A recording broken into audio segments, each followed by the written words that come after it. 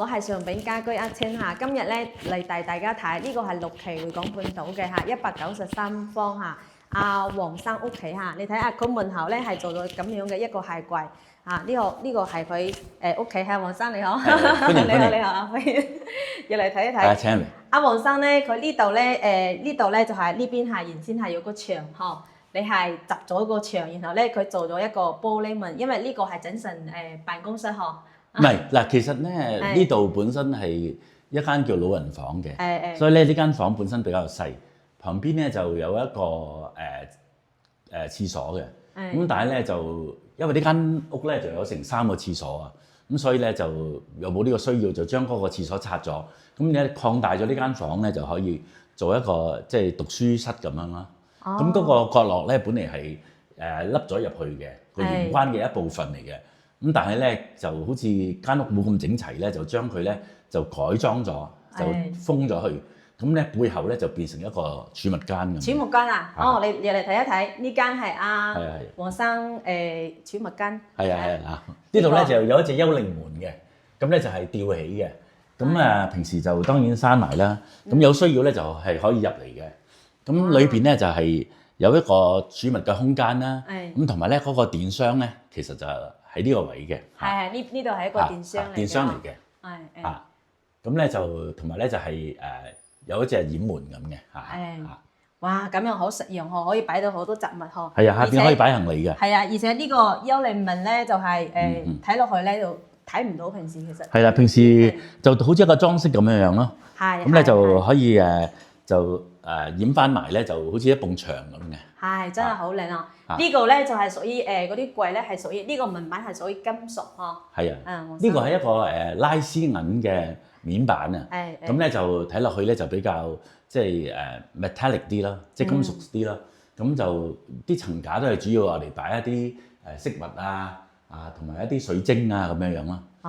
咁啊背後嘅櫃咧亦都當然係可以擺放好多即係保健嘅食物同埋咧就要同埋好多啲文件啊咁咯。咁啊，平時咧就擺咗個櫃咧就比較整齊啲。係呢度可以整嚟做啲辦公室哦。係啊，呢個頂都係重新吊過哦。呢個頂係。係啊，呢個都係好多謝上品咧，就擺咗好多時間做。因為點解咧？即係碧桂園呢啲廁所咧，佢就係沉降咗落嚟嘅。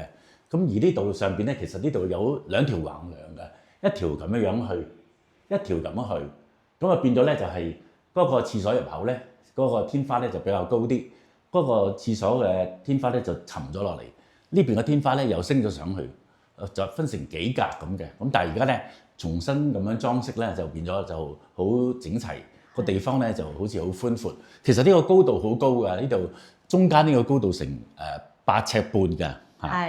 即係2.6米咯，咁高嘅，咁所以咧一啲都唔會話逼即係覺得壓迫嘅。係啊，而且呢度仲裝咗風管機嗬，黃生呢邊嗬。呢度係啊，呢間房咧就有個2匹嘅風管機嘅，咁你睇到呢度咧就係出風回風咁樣咯，都整得即係好似一個數學圖案咁啦，個天花。係真係好靚啊！呢間辦公室係啊，個好處咧就係嗱，呢度埲牆拆咗咧就係。我哋一入門口咧就唔需要掛畫啦，咁因為咧呢度望出去咧就好似一幅天然嘅海景嘅畫咁樣，日日都唔同嘅。係啊，真係非常靚咯！佢大廳咧，佢原先咧碧桂園咧就係送咗呢啲吊頂嚟嘅，佢吊頂咧就冇去拆佢啦，因為佢齊平嗰出邊嗰個吊頂嚟嘅，但係呢邊都係加裝咗風管機哦。係啦，咁咧就上品咧就幫我咧就即係花少少錢啦，就係喺呢邊啊。呢邊咧就拆咗呢邊嘅吊頂，就將佢改裝成一個風管機嘅外殼。咁呢度咧，呢度係一部4匹嘅風管機。咁喺呢度出風啦，呢度回風啦咁樣。咁亦都咧同原先個吊頂咧銜接翻嘅，睇落去咧就係一體嘅嚇。好美觀嚇，呢度咁樣就美觀。呢度咧，阿黃生屋企咧就係做咗一個電視背景嚇，呢啲嚇係呢度。嗱，呢部電視咧就都85寸嘅。咁咧就呢個櫃咧就係可以咧就係咁樣半掩咧打開嘅嚇。咁咧就係點解會咁樣做咧？其實咧就係可以放一對音響喺度嘅嚇。哇！啱啱好係可以即係個深度咧夠放一個喇叭咁咯。係啊，咁平時可以喺度睇電視又得，或者喺度聽歌都得。係，佢上邊咧仲本身上邊有3個4燈嚟嘅，但係咧而家舉真都裝成喇叭殼嗰個。係啊，因為其實呢個家私本身咧就設計咧就係頂有一條燈帶嘅，咁而家日頭太光啊睇唔到啦，咁變咗咧就下邊呢條燈帶，上邊咧就有本身碧桂園做嘅3眼射燈，咁啊都好似好即係架重疊屋咁樣，咁所以咧就將上邊嗰3個射燈咧就改放咗3個喇叭，咁啊既美觀又實用，係啊，可以聽歌，好有特色哦，3隻顏色哦，係啊，即係黃藍橙哦，橙色呵，啊比較即係色彩繽紛啲咯。係啊，呢度咧就係餐廳位呵，佢呢度咧係做咗一個扇關吊起咁樣嘅嗰個儲物櫃，下邊係可以擺嗰啲掃地機器人哦，黃生。掃地機器人就唔係擺呢邊嘅，哦其實呢個咧就係一個即係網紅嘅設計嚟嘅，即係佢咧就係打直咧有個直櫃，打橫有個橫櫃，咁就而家呢個橫櫃咧就打橫飛入去個直櫃裏邊嘅。咁其實呢個咁嘅設計咧就係地下咧就係方便個掃地機器人出入嘅，佢都可以打掃到地下嘅。咁呢啲當然係好多儲物空間啦。咁而呢度咧就亦都放個即係背景嘅即係電子畫咁樣咯。呢個都係國產嘅，呢個上海嘅啊。上海㗎。係上海國產嘅電子畫嚟嘅。哦，呢個台面咧，當時黃生咧揀咗顏色咧都好靚，比較暖色啲呵。呢個台面呵。係啊。台面都係即係襯色咧，都係要放一啲心機啦。咁就上品嘅畫冊都有好多唔同嘅色板嘅，咁啊自己要細心去揀啦，即係要睇個牆嘅顏色嚇，台面嘅顏色櫃身嘅顏色要配合先得。係啊。佢呢度咧係一個小陽台嚇，你睇下呢個小陽台。小陽台咧，佢呢個門咧係重新拆咗嘅哦。因為咧就碧桂園本身咧都係有一對門，但係咧好坦白講，只係一對好簡單嘅趟門啊。嗰啲趟門差唔多好似我哋廚房嗰啲碗櫃嘅咁嘅趟門。咁啊咩意思咧？個底咧就係入風入水都好緊要嘅嚇。咁所以咧就即係一定要換㗎啦。咁啊就所以咧就係今次裝修咧就順便換埋。咁呢個咧就中空玻璃嚟嘅。隔熱隔聲，當然呢度係好靜啦，咁但係咧就佢隔熱為主啦。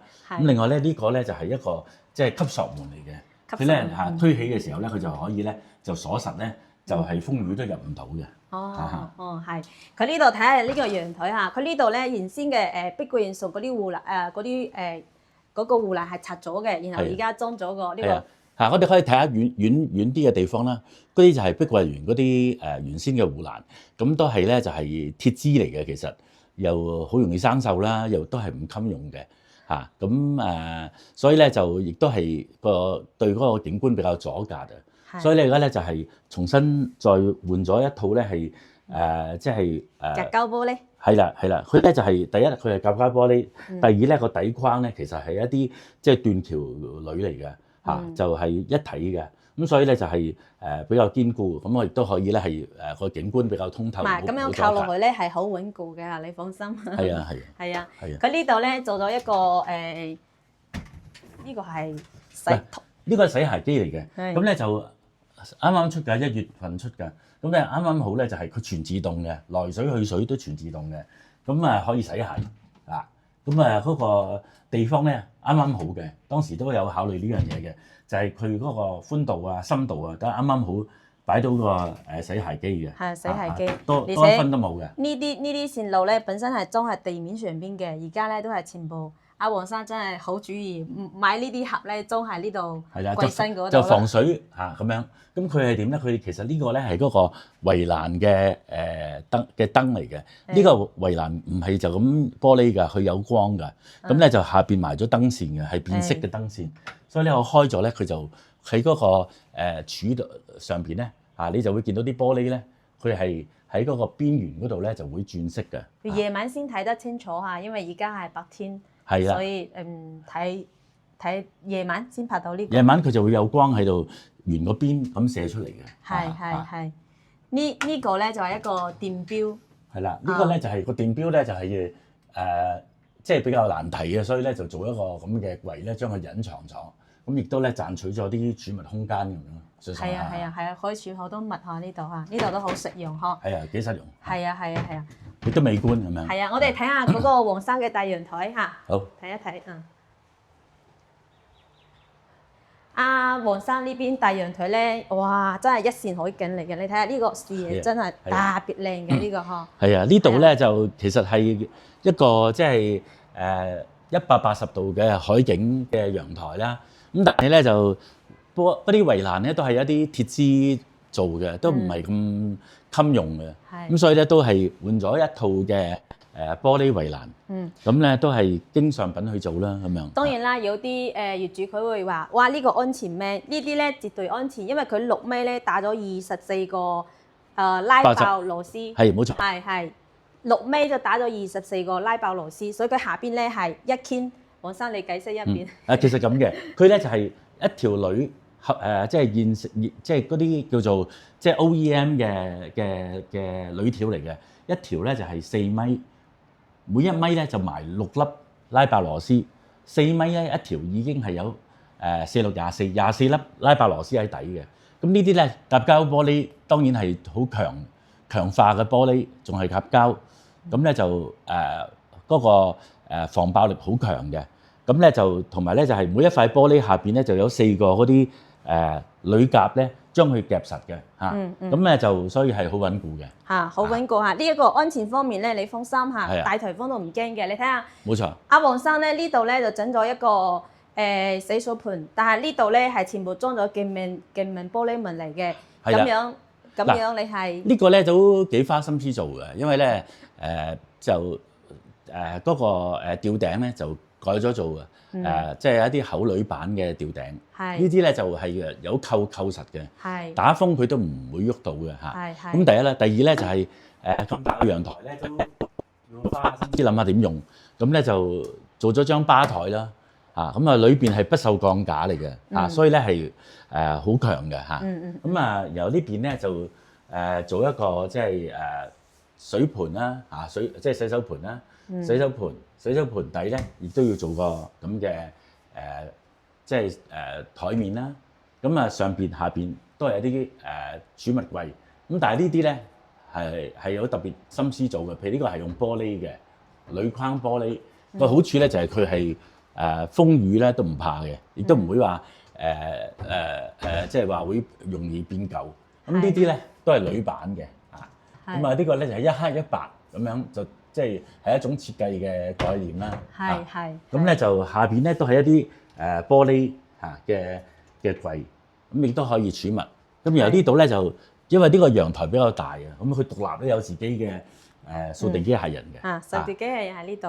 佢就係負責去清洗呢個大陽台嘅。佢會自動換水啦嗰啲哦。咁當然後邊嗰啲布線啊，嗰啲來水去水咧就係即係當初係要設想好，咁然後咧就由上品去施工咁樣。多謝黃生，我哋睇下你嘅嗰個主人房嚇，因為主人房咧整得都係好靚。或者我哋睇下個廚房先啦。OK，係啊。喺呢個係啦，飯廳旁邊。咁咧廚房咧就因為呢個廚房都係好大嘅，咁咧就如果就乜都唔做就有啲浪費，咁所以咧我哋就將呢邊改裝咗。咁呢度本嚟有一個賭台嘅，有一個短嘅賭台嘅，就咁高嘅。咁啊將呢個賭台咧就拆咗掉咗。咁啊呢個空間咧就將佢改，點改法咧？就改咗一個平面，呢邊咧就放雪櫃。呢邊咧就將個洗衣機咧就升高。升高嘅好處咧就第一咧就係話佢係比較人性化。你開門、閂門、放衫，彎腰係啦，攞嘢出嚟都好方便。咁咧就上邊咧亦都做咗一啲即係可以掛衣嘅掛衣架咁樣樣。咁咧就下邊咧就其實咧就係我哋隱藏呢一個掃地機械人嘅。要係掃地機器人啊！呢個咧就即係特大嘅掃地機械人，佢可以全屋去掃嘅。因為呢間屋咧成2000尺咧，就要呢個比較即係重量級嘅機械人先能夠處理到。呢個咧就可以洗地，可以打掃都得嘅嚇。係。就黃生，我睇下你嗰、個、先睇下呢間房嚇，呢間房咧好似讀書間咁咯，讀書間咁係啊係啊係啊，咁呢度咧就係即係個概念咧就係比較即係色彩多啲㗎啦嚇咁樣，咁咧就同埋呢張台咧就係好特別㗎，咁咧就其實佢冇腳㗎呢張台，呢個櫃咧係移動㗎可以，咁啊攞開咗呢個地櫃咧嗱，你睇呢度咧係完全冇腳嘅一個設計嚟嘅，咁點解佢冇腳咧都可以立不倒咧咁樣？原來咧佢中間咧埋咗一個不鏽鋼架喺度嘅，喺呢個咧遮醜盒裏邊咧就係有一個鋼架腳嘅嚇，咁咧就係一路由頭到尾咧都係放咗呢個鋼架喺裏邊嘅，就好穩固嚇，佢唔會話變形啦，呢個台面啦。係啊，呢個就冇錯，即係佢係個台面唔會墮咯嚇，我哋所謂係會有支撐啦。咁同埋咧就係即係裏邊都係可以儲物嘅。當然呢度可以擺啲小文具啊，上邊可以放一個膠盤啊，咁就可以一樣係可以放到文件啊，放到文具嘅。係啊，你睇下黃生啊，你睇嗰個係跑步嗰啲獎杯嚟嘅嚇，你睇下中國香港三咩啊？三項鐵人年會總會啊。係啊，即係呢啲係一啲即係又可以實用又可以擺一啲飾物嘅一啲設計咯。係啊，而且你睇下呢個燈咧，佢係裝咗嗰個明裝嗰啲係啊，軌道燈嚇。冇錯，其實係明裝軌道燈，但係呢個係比較即係新式㗎啦，變咗就有一個無主燈咁嘅感覺咯。但係其實又唔需要話去做一個假天花。係啊，黃生你睇啲玻璃，你玻璃咁靚，睇到大海啦。係喎，呢個玻璃咧就係其實重新將嗰個窗咧就拆走，重新做嘅。咁啊中間咧就係中空玻璃啦，咁呢個此其一啦。其二咧就係佢中間咧係埋咗一個百葉簾嘅。係，你睇下有百葉簾嚟嘅嗬。係啊，係啊。咁呢個咧就係話，如果係怕太陽曬嘅時候，咁啊亦都可以咧將嗰個百葉簾放落嚟嚇，咁咧就去遮擋嗰啲太陽啦。咁佢本身都可以微調㗎。咁因為咧就有時候你都係想睇一睇室外嘅景嘅時候咧，就可以咧就透過個遙控器咧就去微調嗰個百葉嘅角度，咁就變咗咧亦都係唔需要話完全遮蓋晒外邊嗰個海景啊咁樣。呢個都係先出嘅呢啲哦。係啊係啊，所以咧就都好花功夫做嘅呢樣，因為又要量度嗰個大細啦咁啊亦都要即係話考慮到嗰個哇真係可以玻璃可以咧係中空嘅，可以擋到太陽擋到熱力同埋咧就係話隔到聲。咁呢個微調嘅百葉咧亦都可以方便你係因應即係嗰個景觀啊同埋個陽光去自己去調節咯因為平常咧就係可以咧就係唔落嘅都得嘅。係有啲人佢話：哇，黃生你呢個窗咧點解開一個咁樣細嘅咁樣窗咧？嗬。係啊，呢啲都係即係內地一啲新興嘅設計嚟嘅，就係叫做微風窗。個窗咧就係好細，就將大部分嘅景觀咧就係留咗俾旁邊嘅大窗，令到旁邊大窗個景觀比較闊落咯。咁嗰個微風窗亦都有透氣嘅作用。咁咧呢個係有一個高清蚊網嚟嘅，咁就可以防蚊之餘咧，亦都可以透風咁咯。係。